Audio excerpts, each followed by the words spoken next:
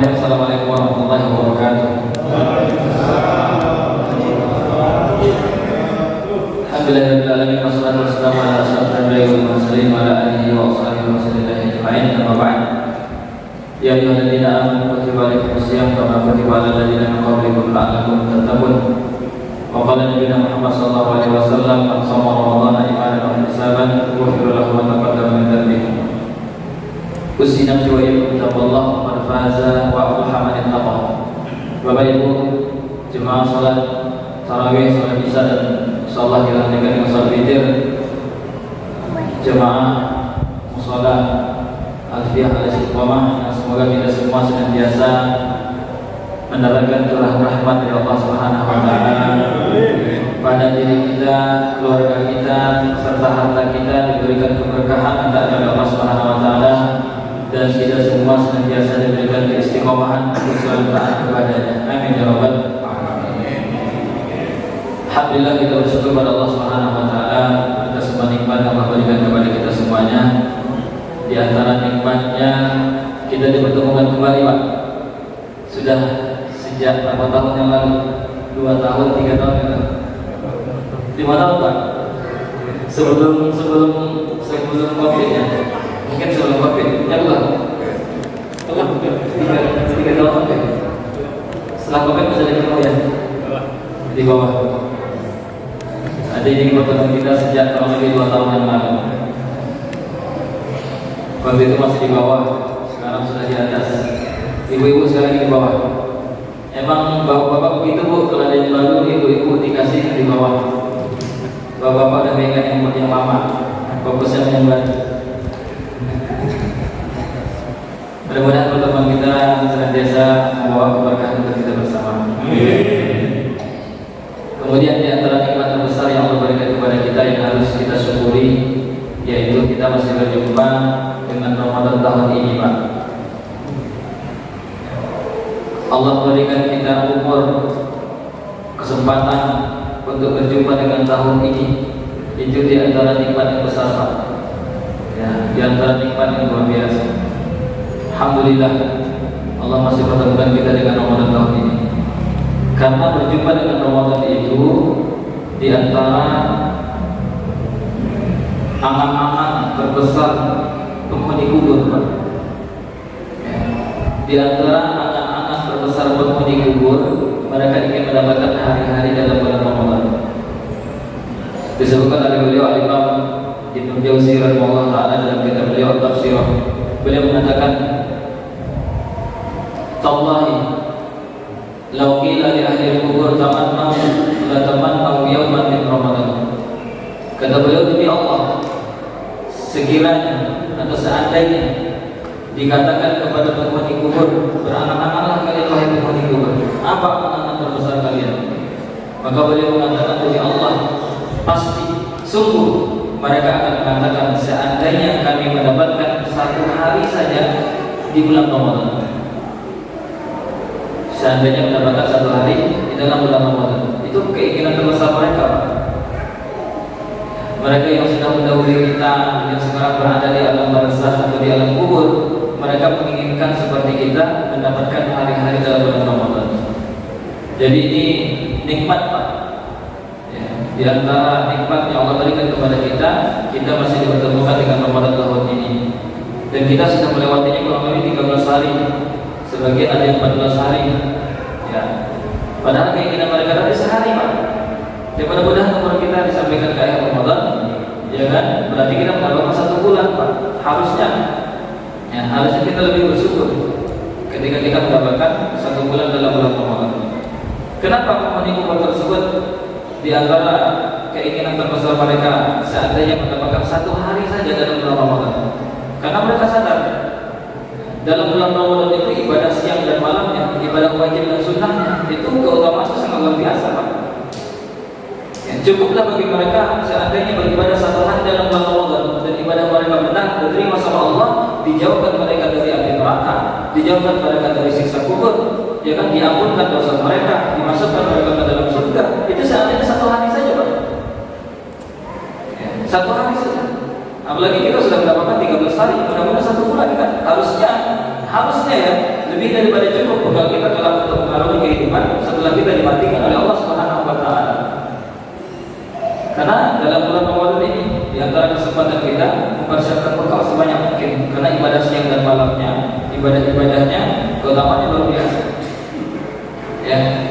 Rasulullah menyebutkan dalam sebuah hadis riwayat Ibnu Khuzaimah, walaupun para ulama hadis mengatakan hadis ini dhaif, namun potongan-potongan isi hadisnya banyak yang benar isinya. Di antara potongan yang tersebut Rasulullah mengatakan, barang siapa yang mengerjakan amalan sunnah di dalam bulan Ramadan, itu pahalanya seperti amalan wajib di bulan-bulan yang lain. Dan barang siapa yang mengerjakan amalan wajib di bulan Ramadan, itu keutamaannya seperti 70 kali lipat pahalanya daripada ibadah-ibadah di luar Ramadan. Jadi dalam bulan Ramadan ini ibadah dilipat gandakan, Pak. Kesempatan bagi kita untuk beramal di bulan Ramadan ini terbuka sangat luar biasa. Kesempatan bagi kita untuk mempersiapkan bekal yang namanya amal soleh tersebut di bulan Ramadan adalah kesempatan kita.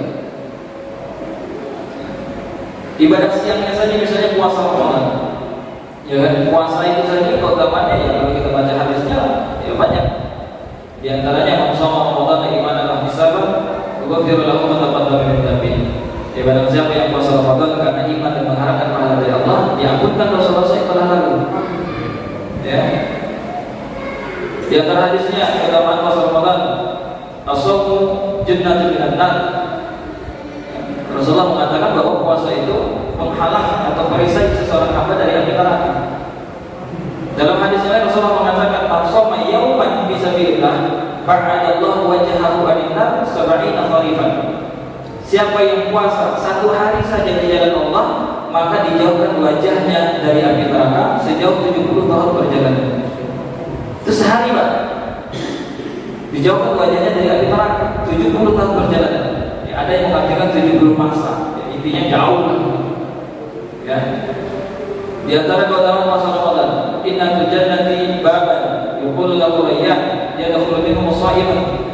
Nanti di antara pintu surga itu namanya pintu rayyan, yang khusus dimasuki orang-orang yang puasa saja. Orang-orang enggak puasa enggak boleh masuk pintu itu. Dan tentunya banyak keutamaan puasa Ramadan. Belum lagi sholat malamnya. Yang sholat tarawih yang kita kerjakan ini pahalanya besar, Pak. Secara umum hadis Rasulullah mengatakan afdhalus sholati ba'dal fardhu qiyamul lail. Sholat terbaik setelah sholat 5 waktu itu qiyamul lail. Padahal banyak ibadah-ibadah yang sholat-sholat sunnah lainnya pahalanya besar, Pak. Seperti sholat subuh, ya kan? Sholat setelah subuh, zikir, kemudian ketika matahari terbit kita sholat, sholat subuh namanya. Itu kan ibadahnya seperti pahala haji dan umrah. Ya, belum lagi ibadah 2 rakaat sebelum subuh. Itu seperti apa? Lebih baik daripada dunia dan seisinya. Itu kan besar-besar fadilahnya, Pak. Ternyata ibadah terbaik setelah sholat 5 waktu itu qiyamul lail, sholat malam. Apalagi tarawih seperti ini dikerjakan berjamaah bersama imam. Rasulullah juga menyebutkan man shalla ma'al imam hatta yansharif kutiba lahu qiyamul lail. Siapa yang sholat bersama imam sampai selesai, maka dituliskan baginya pahala seperti sholat 1 malam suntuk tanpa henti. Siapa yang pernah dari kita, Pak, sholat malam start pada isya, finishnya sebelum subuh, Pak? Nggak pernah berhenti lagi. Mimpi aja nggak pernah. Mimpi nggak pernah ya, nggak pernah.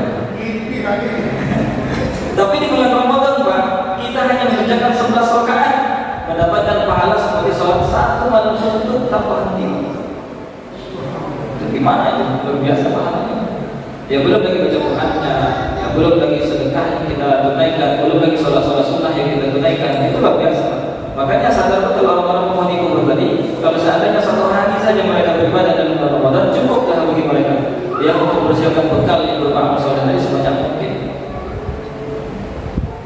Namun pertanyaannya sekarang adalah, ketika kita sudah bertemu dengan puluhan kali Ramadan, Pak, bahwa Bapak yang 50, berarti sudah ketemu Ramadan 50 kali, ya kan?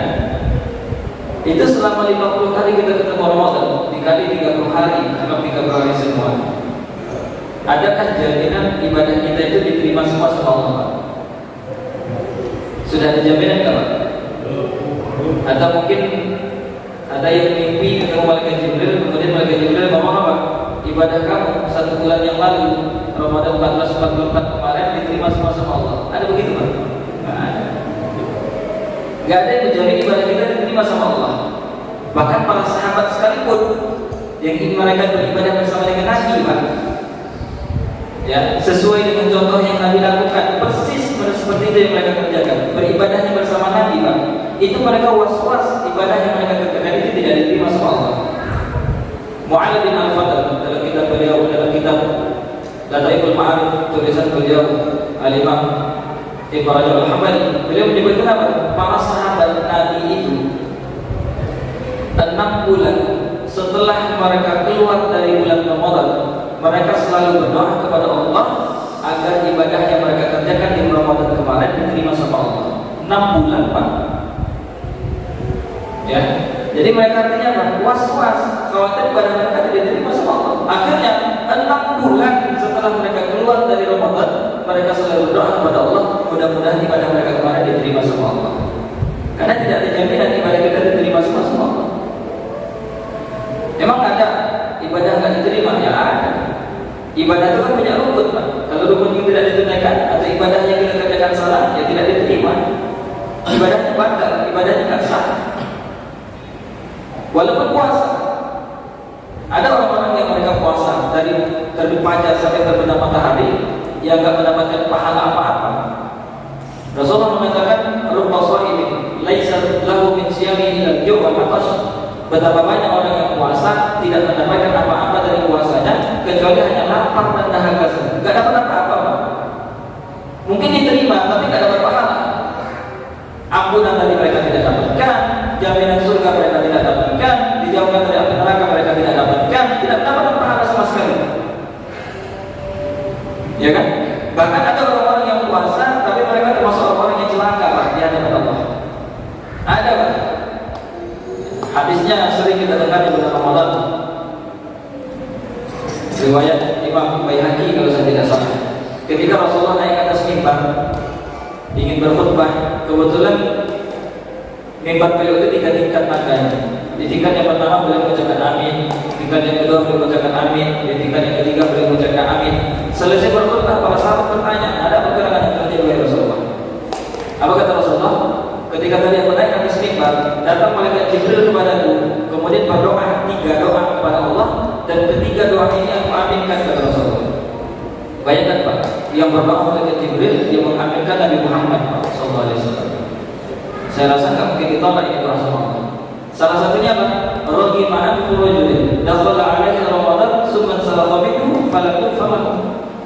Sungguh celaka seorang hamba, kata malaikat Jibril. Mudah-mudahan celaka seorang hamba yang ketika dia bertemu dengan bulan Ramadan, kemudian dia meninggalkan bulan Ramadan, tapi dosa-dosanya tidak diampuni oleh Allah. Itu celaka. Mereka ketemu Ramadan, mungkin di antara mereka puasa Ramadan, sholat malam juga, tapi ketika masuk tanggal 1 Syawal, ibadah dosa-dosa mereka tidak diampuni sama Allah. Itu orang celaka Pak. Bagaimana tidak dicelaka? Dia masuk ke dalam bulan ampunan, tapi dosanya tidak diampuni sama Allah. Ya. Kesempatan begitu dibuka sangat luas oleh Allah untuk membersihkan diri kita dari dosa-dosa yang pernah kita kerjakan, tapi dia tidak ambil manfaat tersebut. Momen itu tidak dimanfaatkan. Akhirnya sebelum masuk Ramadan dosanya banyak, setelah keluar dari Ramadan pun dosanya tetap banyak, tidak diampuni sama Allah. Ini orang-orang celaka. Menandakan ibadah Ramadan mereka tidak punya efek sama sekali, tidak diterima sama Allah. Makanya beliau Al-Imam Ibnu Rajab Al-Hambali juga mengatakan apa? Man lam yughfar lahu fi Ramadan falam yughfar lahu fi ma siwahu. Barang siapa yang tidak diampuni dosanya di dalam bulan Ramadan, maka mustahil bagi Allah mengampunkan dosanya di bulan-bulan yang lain, Pak. Ya kan? Dia ketemu bulan ampunan saja dosanya tidak diampuni, apalagi dia di bulan-bulan yang lain. Sulit untuk dia bersihkan dosa-dosanya dari kepada Allah Subhanahu wa taala. Apa penyebab orang-orang yang bertemu dengan bulan Ramadan kemudian mereka meninggalkan Ramadan tapi dosa mereka tidak diampuni, Pak? Penyebabnya apa kira-kira? Rasulullah sebutkan dalam hadis riwayat Muslim, as-salawatul khamsu wal jumu'atu ila jumu'ati wa ramadhanu ila ramadhani mukaffiratun ma bainahunna majtuni batil kaba'ir. Dan dalam riwayat yang lain tidak jtuni batil kaba'ir. Sudah 15 menit nih.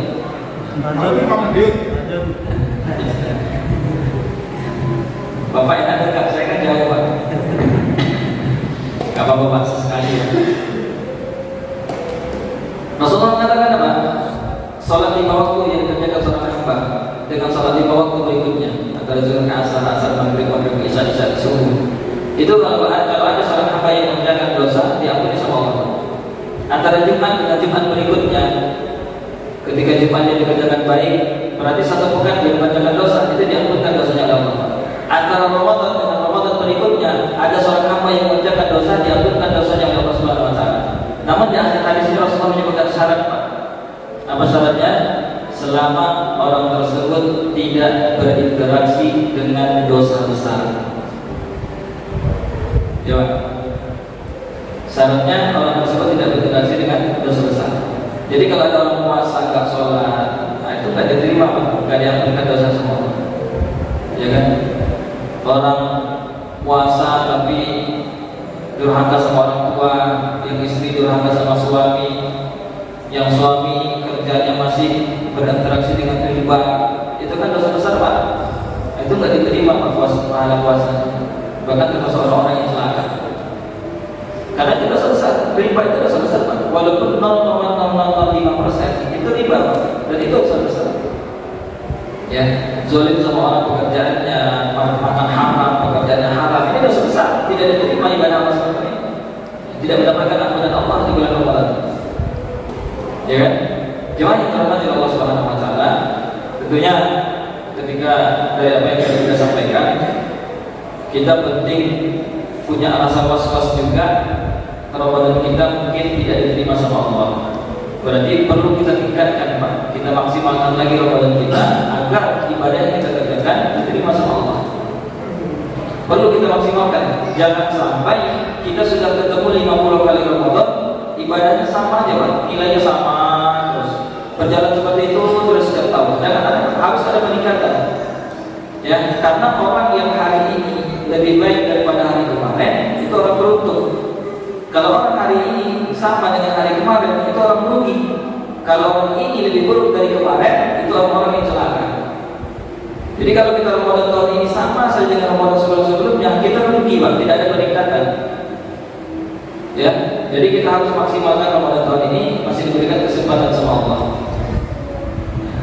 Saya rasa 2 tahun yang lalu ketika kita kajian di bawah, itu mungkin di antara mereka ada yang sekarang di alam kubur Pak, ada nggak Pak? Ada ya? Ada ya Pak? Kalau saya nggak tahu, makanya saya tanya. Atau tahun yang lalu mereka masih tarawih bersama kita, masih berbuka bersama kita, mungkin masih tadarus bersama kita, tapi sekarang mereka berada di alam kubur Pak. Ada nggak Pak? Ada. Dan mereka ketika itu Pak masih punya pemikiran seperti kita, tahun depan masih ketemu Ramadan. Padahal tidak ada dijamin tahun depan kita masih ketemu lagi dengan Ramadan Pak. Jadi di antara cara memaksimalkan ibadah Ramadan kita tahun ini, anggap ini Ramadan terakhir kita Pak. Anggap ini Ramadan terakhir kita. Itu di antara memompa diri kita Pak, memaksakan diri kita untuk terus beramal. Anggap ini Ramadan terakhir kita.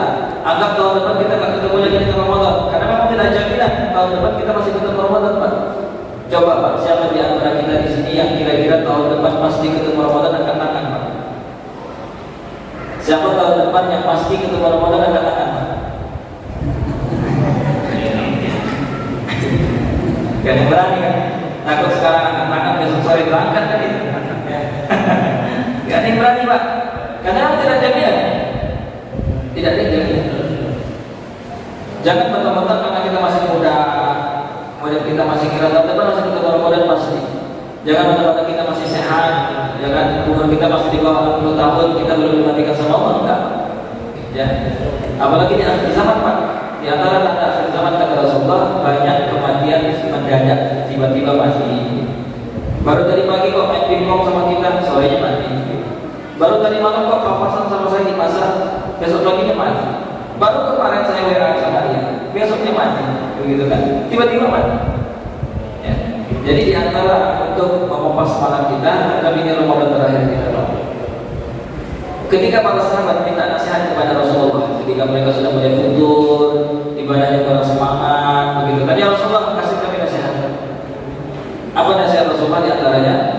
idza kunta fi sholatika fasholli sholatal muwaddi', kata Nabi. Apabila kamu berdiri di sholatmu, anggap itu sholat terakhirmu, kata Nabi. Pasti beda, Pak. Ya, pasti beda ya. Kalau kita merasa sholat ini sholat terakhir kita, itu pasti beda dengan sholat-sholat yang lain, Pak. Contoh, misalnya kita divonis sama hakim dieksekusi mati besok setelah sholat subuh, Pak. Ada surat dari hakim, besok setelah sholat subuh kita dieksekusi mati semua. Bukan semua ya, Bapak. Kita masih punya kesempatan satu sholat subuh terakhir. Kira-kira sholat subuh kita besok itu sama nggak dengan sebelum-sebelumnya, Pak? Oh, pasti beda, Pak. Mungkin baru takbir udah nangis, ya kan? Sholatnya, baca Qurannya dikhusus-khususin, ya kan? Baca doanya dilama-lamain, rukuknya dilama-lamain, sujudnya lama itu. Karena mengira apa? Meyakini apa? Itu sholat terakhirnya, Pak. Karena dia sudah divonis mati setelah itu oleh hakim. Nah, kita sejatinya sudah divonis mati sama Allah. Yakin atau enggak? Mau yakin mau enggak, kita divonis mati semua, Pak. Enggak yakin enggak apa-apa. Bahkan ketika kita baru berumur 120 hari di dalam perut ibu kita, Pak, baru berupa segumpal daging itu kita sudah divonis mati sama Allah, Pak. Rasulullah menyebutkan inna ahadakum yujma'u khalquhu fi batni ummihi 40 yawman nutfatan. Proses penyitaan kalian, kata Rasulullah, 40 hari pertama di dalam perut ibu kalian itu berupa nutfah, sperma. Tsumma yakunu 'alaqatan mithla kemudian 40 hari setelah itu berubah menjadi segumpal darah. Tsumma yakunu mudghatan mithla kemudian 40 hari setelah itu berubah menjadi segumpal daging. Fayursalu ilaihi al-malak fayunfakhu bihi ruh. Setelah dia berumur 120 hari, segumpal daging tadi dikirim malaikat ke janin tersebut, kemudian ditiupkan ruh. Setelah ditiupkan ruh, fayud malu biar baik kalimat. Setelah ditiupkan ruh itu, Pak, baru ditiupkan ruh, baru punya nyawa, Pak. Itu sudah dituliskan tempat ketetapan untuk dia, janin tadi. Salah satunya apa? Fikat bi ajalihi, ajalnya telah ditetapkan ketika itu. Kapan dia mati, di mana dia mati, bagaimana kemana keadaan dia mati, semuanya telah ditentukan, Pak, sebelum kita lahir ke dunia. Baru punya nafas, baru segumpal daging, belum punya telinga, belum punya kaki. Itu nomor antrian kita, Pak, untuk menghadap Allah. Itu sudah dibagikan ketika itu, Pak. Maka beruntunglah orang-orang yang senantiasa merasa sudah divonis mati sama Allah. Akhirnya ibadah yang dikerjakan selalu semangat, Pak. Anggap kita divonis mati sebelum ketemu Ramadan tahun besok. Anggap ini Ramadan terakhir kita. Insya Allah lebih semangat, Pak. Insya Allah. Bagi yang yakin, bagi yang gak yakin sama aja. Bagi yang yakin aja, yang gak yakin ya terserah. Ya kan? Kita juga mengingatkan. Tawassul bil haq, tawassul bis sabr. Jemaah yang dirahmati Allah Subhanahu wa taala, sebenarnya masih sangat panjang pengen kita sampaikan bagaimana cara maksimalkan Ramadan kita. Cuman karena waktu terbatas, ya. Mungkin hanya itu, Pak. Di antaranya anggap ini Ramadan terakhir kita, kemudian istiqomah ya, sampai akhir. Saya positif thinking ini. Musola ini di awal Ramadan dulu penuh ya, Pak, 2 lantai. Sekarang ada kemajuan, sampai makin maju. Nah, ini di antara mereka kita istiqomah, Pak. Kita perlu istiqomah. Karena semua kaum muslimin awalnya Ramadan dulu, Ramadan pertama itu semuanya ikut pertandingan, Pak, ikut babak gugur, penyisihan belum ikut semua. Tapi dengan sendirinya ketika mereka kalah, mereka akan tereliminasi, Pak. Maka yakinlah orang-orang yang menang saja yang sampai garis finish, Pak. Ya, apalagi semakin garis finish ketika kita sudah masuk 16 besar, masuk 8 besar, masuk 4 besar, itu lawan kita semakin berat, Pak. Kalau kita kalah, ya selesai, Pak, kita nggak sampai final. Maka apapun nanti lawan kita di hari-hari ke-20, 25 dan hari-hari seterusnya, apapun lawan kita, lawan terus, Pak, sampai kita menang, sampai kita garis final. Soalnya lawan semakin berat, Pak. Persiapkan THR anak, ya kan? Harus kerja, cari tambahan. Akhirnya start pada Isya, cari kerja sampai sebelum subuh. Lewat dia sudah, ya kan? Kalah dia. Ibu-ibu juga tuh nyiapkan THR, nyiapin kue dan sebagainya. Akhirnya kalah hanya gara-gara kue. Syukur dia, ya kan? Makanya penting kita istiqomah. Jangan kita kalah sama kuda, Pak. Kuda pacu itu Dia dari garis start itu kecepatannya biasa lah, standar. Tapi ketika dia sudah melihat garis finish, itu kecepatannya semakin bertambah. Itu mudah lah, nggak punya akal dia. Otak punya, cuma akal nggak punya. Itu ketika dia sudah hampir garis finish, dia semakin cepat Pak. Nah kita jangan kalah sama kuda. Nanti semakin garis finish semakin loyo, semakin lemas. Tinggal satu sop ini, ikut-ikutannya di rumah, gitu kan? Akhirnya kita kalah juga, nggak sampai final, ya kan? Mudah-mudahan kita diberikan keistiqomahan. Bagaimana nama musola kita, biar istiqomah, insyaallah Allah istiqomah semuanya. Mungkin hanya itu yang dapat kita sama-sama dapat saya sampaikan. Terima kasih atas perhatian jemaah sekalian. Mohon maaf mungkin banyak kekurangan. Subhanallah wa bihamdihi, asyhadu an la ilaha illa anta, astaghfiruka wa atubu ilaik. Wabillahi taufiq wal hidayah.